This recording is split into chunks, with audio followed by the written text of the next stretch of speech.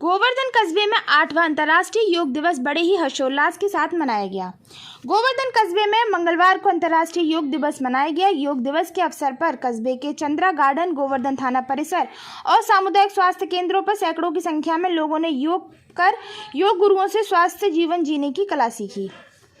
योगी राज भगवान श्री कृष्ण की लीला स्थली श्री धाम गोवर्धन में मंगलवार को कस्बे में चंदा गार्डन, गोवर्धन थाना परिसर सहित कस्बे के सामुदायिक स्वास्थ्य केंद्र पर 8वां अंतर्राष्ट्रीय योग दिवस मनाया गया, जिसमें कस्बे के सैकड़ों लोगों ने योग कर योग गुरुओं से स्वस्थ जीवन जीने की कला सीखी। इस दौरान योगाचार्य धर्मदास महाराज ने बताया कि योग हमारे जीवन में बहुत उपयोगी है। योग एक आध्यात्मिक प्रक्रिया है जिससे शरीर, मन और आत्मा शुद्ध हो स्वस्थ जीवन प्रदान करती है। योग खुशहाली और स्वस्थ जीवन शैली प्रदान करता है।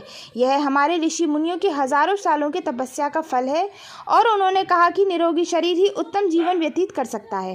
गोवर्धन तहसीलदार राजकुमार भास्कर ने योग शिविर के दौरान बताया कि पहली बार देश के प्रधानमंत्री नरेंद्र मोदी ने 27 सितंबर 2014 को संयुक्त राष्ट्र महासभा में अपने भाषण के दौरान प्रस्तावित किया था।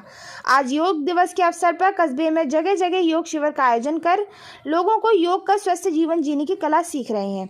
हर व्यक्ति को प्रतिदिन योग करना चाहिए जिससे कि शरीर, मन, मस्तिष्क स्वस्थ रहे और कहा कि पहले वर्षों की अपेक्षा इस वर्ष योग शिविर में लोगों की संख्या अधिक देखी गई है।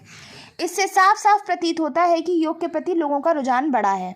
वहीं योग शिविर में आए बुजुर्ग दीनदयाल मित्तल ने बताया कि मेरी उम्र 75 वर्ष से ऊपर है। मैं प्रतिदिन योग करता हूं और योग के ही कारण स्वस्थ हूं। हर व्यक्ति को प्रतिदिन योग करना चाहिए और जीवन में योग को अन्य आवश्यक वस्तुओं की तरह ही अपनाना चाहिए जिससे कि जीवन निरोगी हो, सुखमय गुजर सके। कहा जाता है कि पहला सुख निरोगी काया ही है। योग दिवस मनाया जा रहा है और इसमें प्रशासन ने पूर्ण तैयारी कर रखी है, इसके बारे में क्या कहेंगे?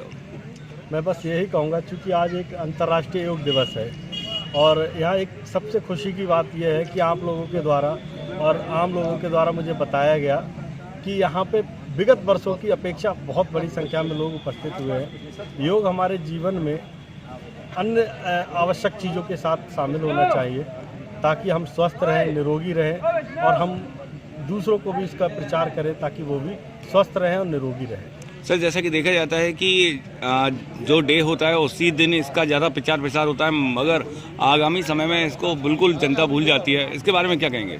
बस यही तो उद्देश्य है इसका अंतर्राष्ट्रीय योग दिवस का कि सब लोगों को ये जागरूक करना। हम लोग पहले से प्रचार कर रहे हैं, लोगों को बताया भी कि आप योग को अपने जीवन में नियमित उपयोग करिए, नियमित योग करिए ताकि आपको निरोगी रहें, स्वस्थ रहें और आप दूसरों को भी बताइए। ये ऐसा नहीं कि ये केवल एक दिन के लिए है, ये 365 दिन के लिए है ताकि हम स्वस्थ रहें। आप जान रहे हैं कि जब डॉक्टर कहे तब योग शुरू ना करें, हम पहले से योग शुरू करें। सर, पहले यूपी बोर्ड में एक क्लास होती थी पीटी की, मगर अब वो विलुप्त होती हुई नज़र आ रही है। अब वो किसी भी विद्यालय में नहीं देखने को मिलती है, उसके बारे में क्या कहेंगे? स्कूल्स में शिक्षक हैं, व्यायाम के शिक्षक हैं, उनकी क्लासेस भी होती है। से नव युवाओं को क्या लाभ मिलता है और क्या संदेश देना चाहते हो युवाओं को? लाभ ये मिलता है कि शरीर में एक स्फूर्ति जगती है, उत्साह जगता है और कार्य क्षमता बढ़ती है।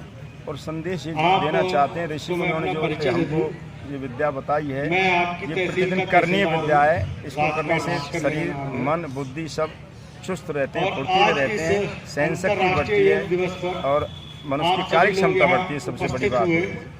सर, देखा जा रहा है कि योगा हमारे भारत की देन है, मगर 2014 के बाद ही इसको प्रकाश में आया है। है। कोई चीज जल्दी से प्रकाश में नहीं आती। इसमें महात्मा रामदेव जी आदि साधु संतों का विशेष योगदान रहा है। वैसे सदा से योग विद्या चल रही है। मैं जब 6ठी कक्षा में पढ़ता था तब से मैं योग करता था।